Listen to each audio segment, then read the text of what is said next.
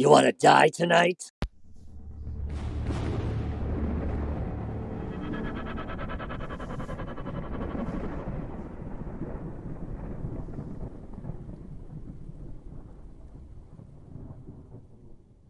You are now listening to Home of Halloween's You Run podcast, the horror movie review podcast run and controlled by you, our listeners. I'm Scott, and I'll be your host each week as I take you through the movies you've chosen for me to review. Now, let's find out what I'll be reviewing this week.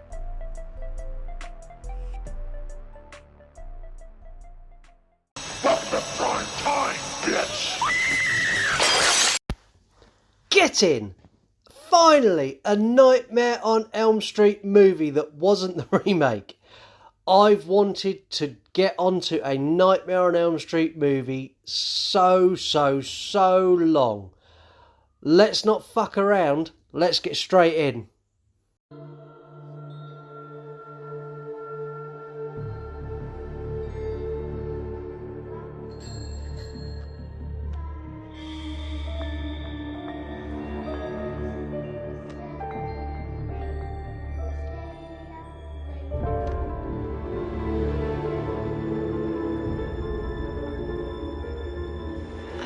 Trying to kill you.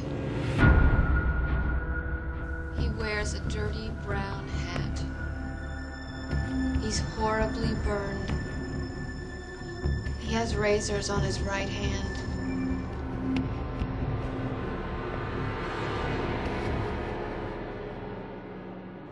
Man of my dreams. He's real, isn't he? He's real. Let go of him, you bastard.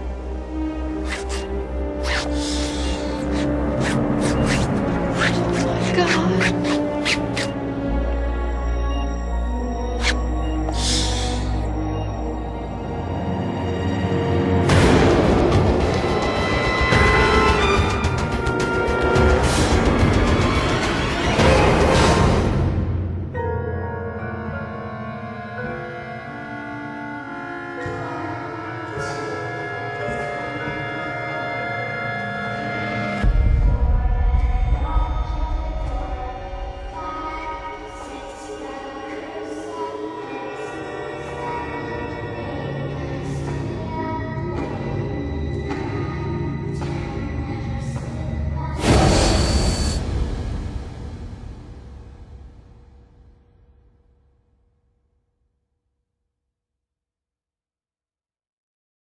We're the Dream Warriors!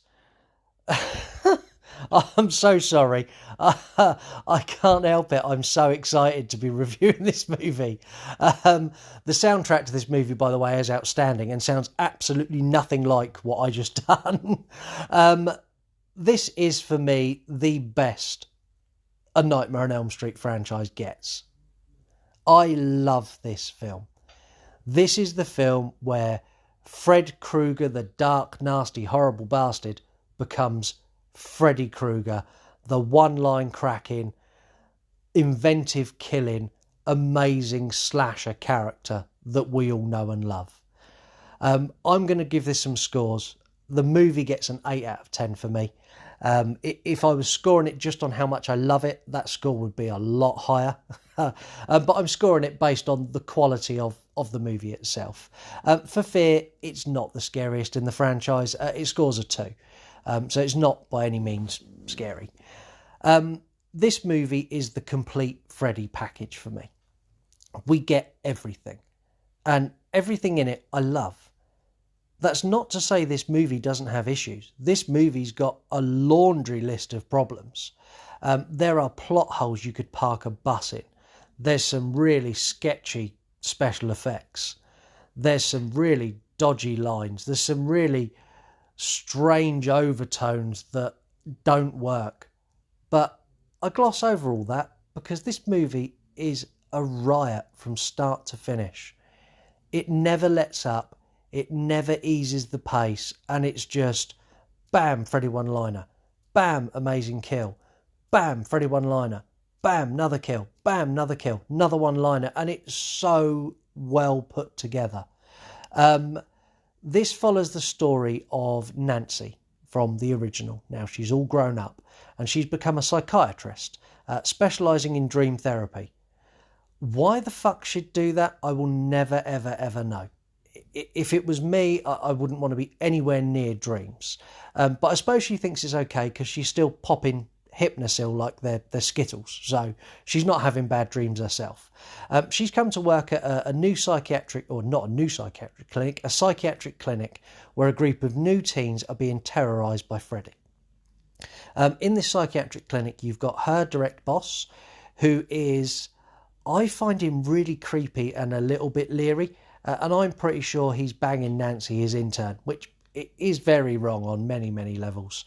You've got someone who sits the same level as him, who is, she is the hospital bitch. If she had her way, she'd lock them all in a room and just leave them there. She's fucking horrible. And then you've got Lawrence Fishburne, who goes under the name Larry Fishburne for this movie, who is the shittest orderly in the history of orderlies. He is fucking useless. Absolutely useless. I cannot get over how bad he is. He lets teens stay up late when they shouldn't. He lets people in to secure parts of the hospital when he shouldn't. He's fucking terrible. But he delivers it in such a good way. He delivers his shit character really, really well. So Nancy, the new group of teens are being terrorised by Freddy. And Nancy teaches them that they can control elements of their nightmares. It's still their dream, even though it's a nightmare. So they can have special powers and become dream warriors. I'm sorry, that's the last time I'll do that, I promise. So their special powers range from everything from a guy who can't walk, he's in a wheelchair, who can now walk, and he's a wizard. He's a straight up Harry Potter fucking wizard. He plays Dungeons and Dragons, and that's what he's taken. That's the power he wants. That's what he's got. You've got another guy who blatantly just wanted to be a really strong Mr. T, but didn't like the jewellery or the mohawk, so that's what he's gone with. And then to counteract him not having a mohawk, you've got another character who is the most 80s clad punk character ever. Whose ability is she's beautiful, but she's dangerous, and she's got some groovy little flick knives. You've also got another character in here who can't speak. So he's not said a word since he's ended up at the hospital. And through the course of the movie, Freddy kidnaps this teen and takes him into the dream world.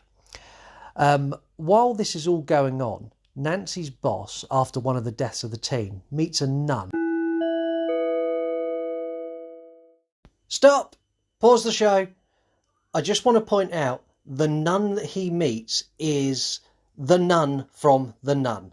This is the nun that James Wan, without a shadow of a doubt, based The Nun on. I'm doing this after I've recorded this because I've watched the film again and I cannot get over how much this nun looks like Valak. Anyway, let's carry on with the show. At the funeral.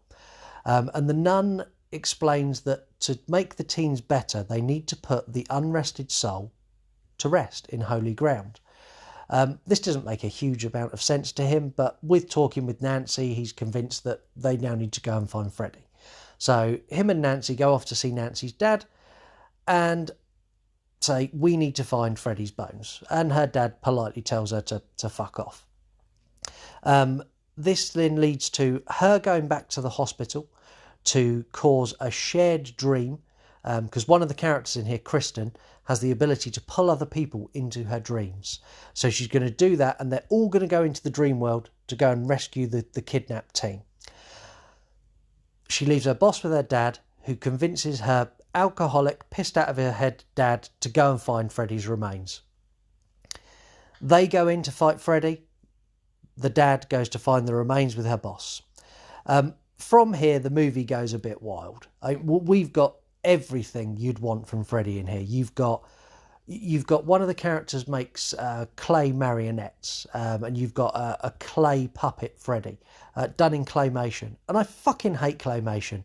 But in this film, it works because it's a clay puppet. I don't mind claymation if it's a clay puppet. That's perfect. You've got Snake Freddy or Worm Freddy, whichever you want to deem him as. I think it looks like a worm. Others think it looks like a snake. They actually had to douse it in various different colours of goo because when they originally shot it and had no sort of texture or colour to it, it looked like a dick. And then they changed that because they didn't want it to be known as Penis Freddy.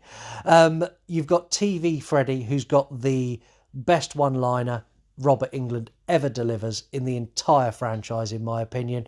And then you've got Freddy with the syringes for his fingers instead of the knives. You've got literally everything in this. You even get an Army of Darkness style battle with a skeleton Freddy in the real world. This movie covers everything. It's such a classic. It's so tacky. It's so shit. It's so perfect. You must see this movie. But enough of me fanboying on how much I love this movie. Let's find out what you think of this movie. In the name of Lorik, Prince of Elves, demon be gone! Here's this week's 3-word reviews of A Nightmare on Elm Street, Dream Warriors. Byron Weaver 33, Best Horror Sequel. Skinwalker 110, Big Dick Energy. And The Nightmare Vortex, Prime Time, bitch! Let me tell you a bit about our 3-word reviewers. Byron Weaver is a mixed fandom account over on Instagram. Skinwalker 110 is an incredibly talented musician who's got a YouTube channel and loads of stuff on Instagram. And the Nightmare Vortex is an account that will take you into a dimension of pure terror. Links to all 3 of our 3-word reviewers are in the episode bio, so please go and give them a follow. They're all great accounts to follow, and they're all really interactive, and they'll talk to you and share stuff with you, and all 3 of them are really, really great. So thank you again to Byron Weaver, Skinwalker and The Nightmare Vortex, and that's been this week's 3-word reviews. Put me down, you're hurting me.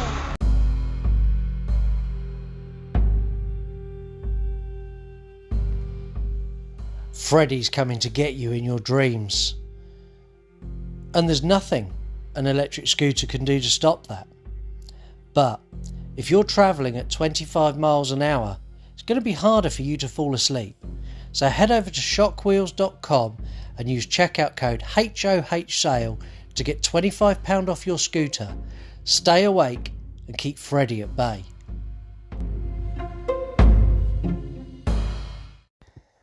There is an absolute bevy of facts for this movie. So many, in fact, that I had to give the list of facts to someone else to whittle them down. Had I done all of the facts I wanted, this would have been probably the longest facts section I've ever done for a movie. And they're all brilliant. I'm going to start with the money. So this had a budget of $4.5 million. Which is a fairly healthy budget.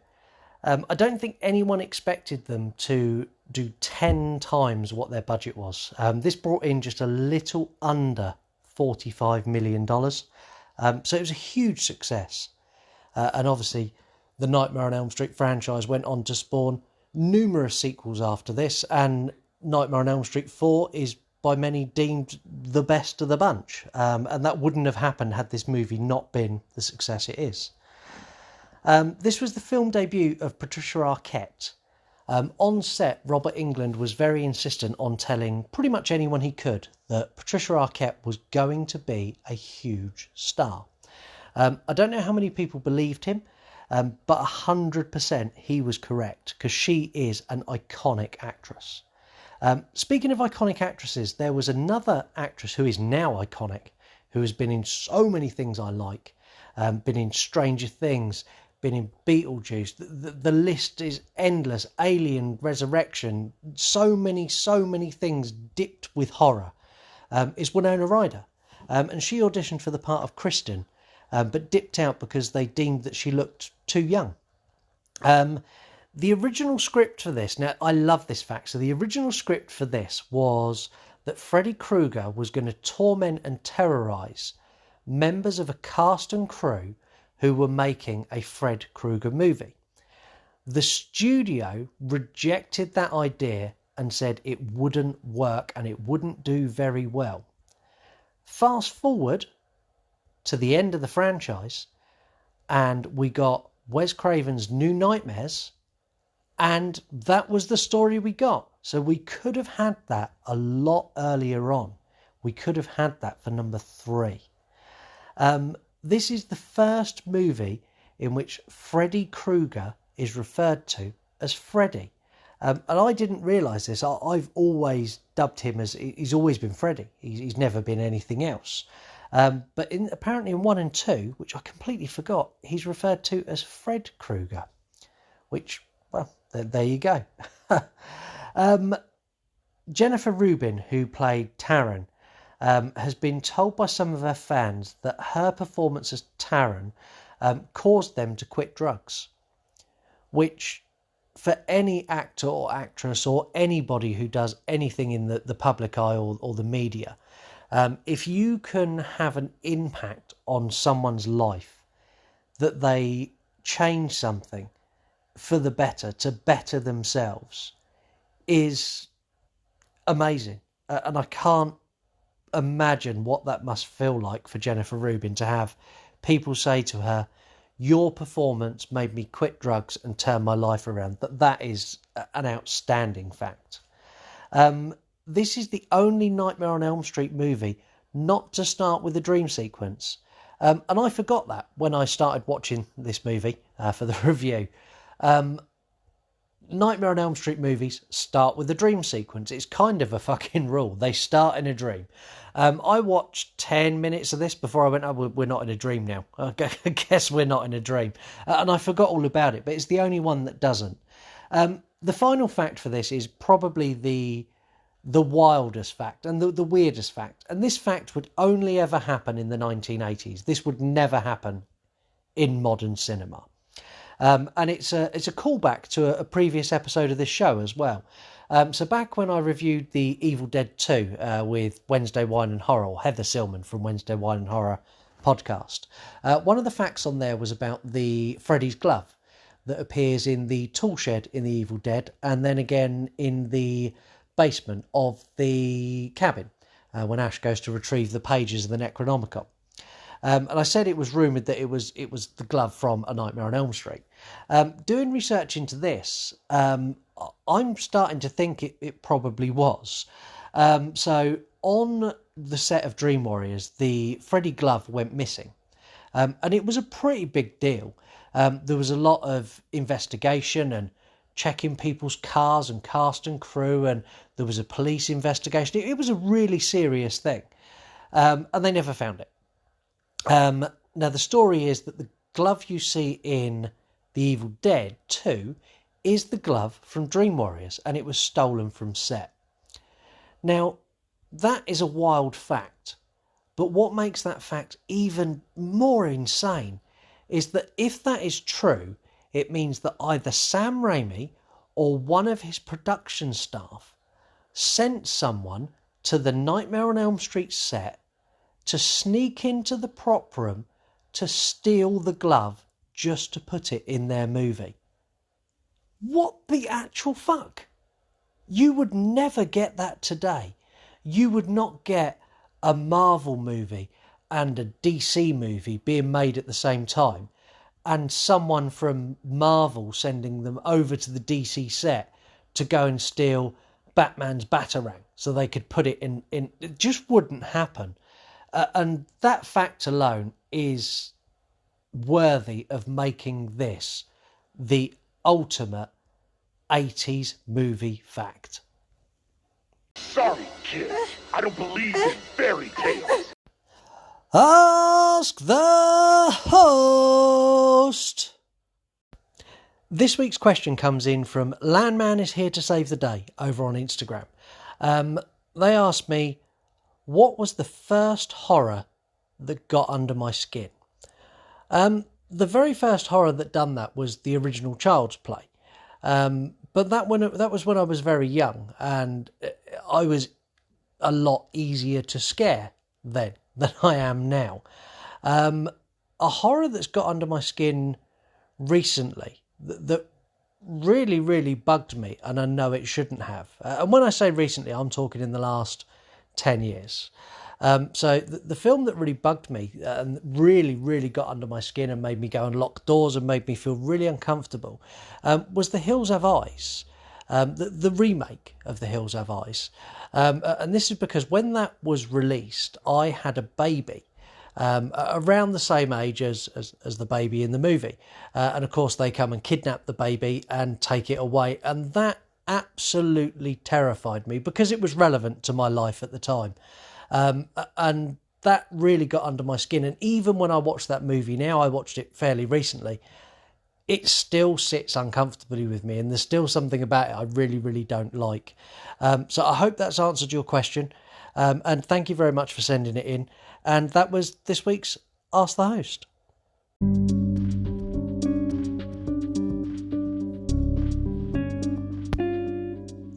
Did you know, unless you're a dream warrior, when you go into the dream world, you go in wearing what you're wearing.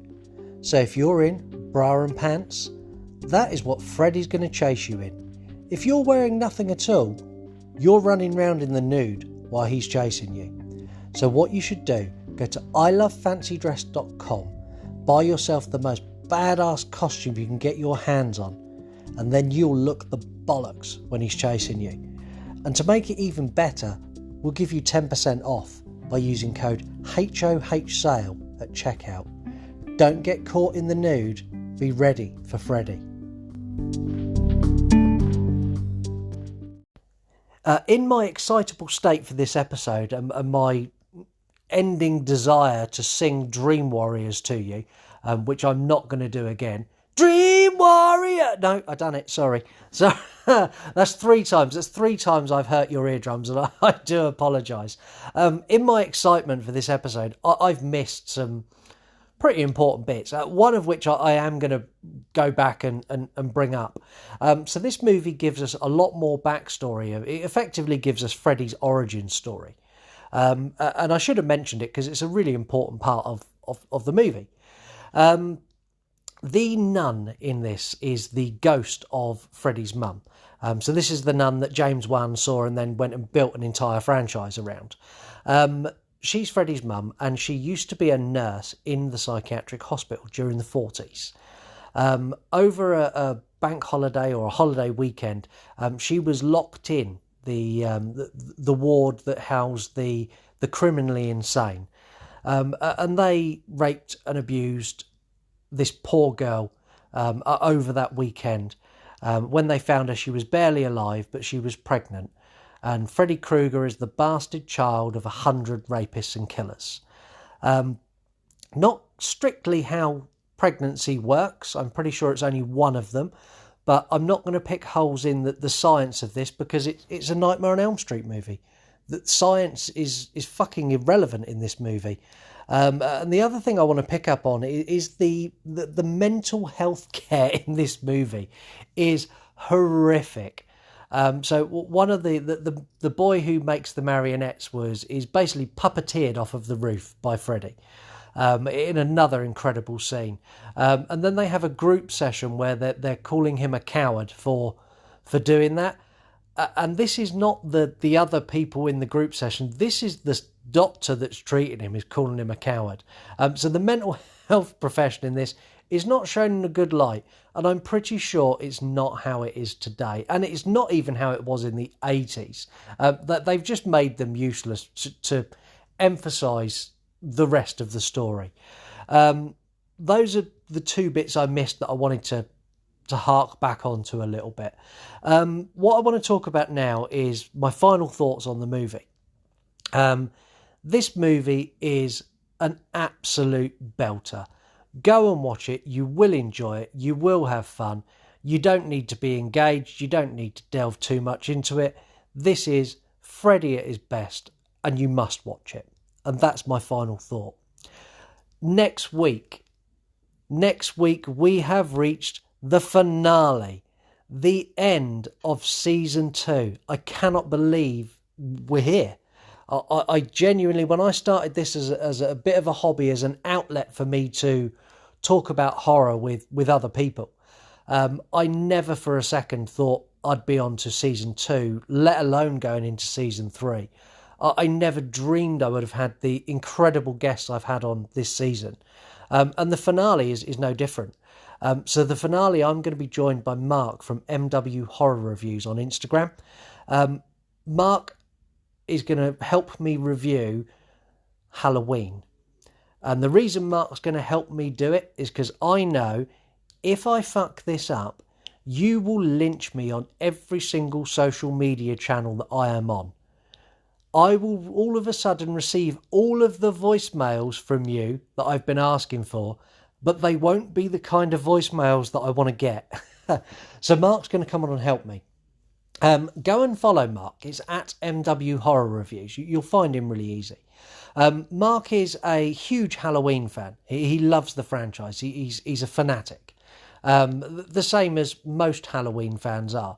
And I'm not saying that's a bad thing, but you're all a little bit crazy. I love you for it, but you're all a little bit crazy. We're going to talk about Halloween. We're also going to talk about all of the other movies in the franchise, the good and the bad. And I'm sorry, there are some bad movies in there, and I am going to tell you which ones they are. We're also going to talk about Halloween Kills. We're going to talk about Halloween Ends. And we're going to talk about what we think comes after Halloween Ends. Because I can't see Halloween Ends being the end. I just can't. They've got this franchise that they've rebirthed and they've made it big and popular and great again. They're not going to stop. They're a Hollywood studio that want to print money. It's going to continue, and I'm confident of that. Also on the finale, you're going to get a little bit of a taste of what's coming in season 3. So we've got some new music. We've got a couple of little features that you're not going to have heard before. There's some little changes before we go into season 3. And in season 3, I am going to tip the You Run podcast on its head, give it a shake, put it back down, and give you a brand new, reformatted, completely changed You Run podcast for season 3. I will tell you all about that after the finale, and you'll find out about it on our Instagram, our Twitter, and our Facebook. But the You Run podcast is about to get a complete rebirth. Thank you very much for listening this week. Please join me and Mark for the finale of the You Run podcast, and the last time you will hear the You Run podcast in the way it is now. And I'm going to leave you with this message from Mark from MW Horror Reviews. This is where it takes us. Hi, this is Mark from the Instagram page MW Horror Reviews. Next week I will be joining Scott for the season finale of the You Run podcast, where we will be dissecting the 1978 John Carpenter classic Halloween and the rest of the franchise as a whole. I'm also going to try and take on the Horror Not Horror quiz and see if I can knock Bruce Martin off the top spot. Don't miss it. You want to die tonight?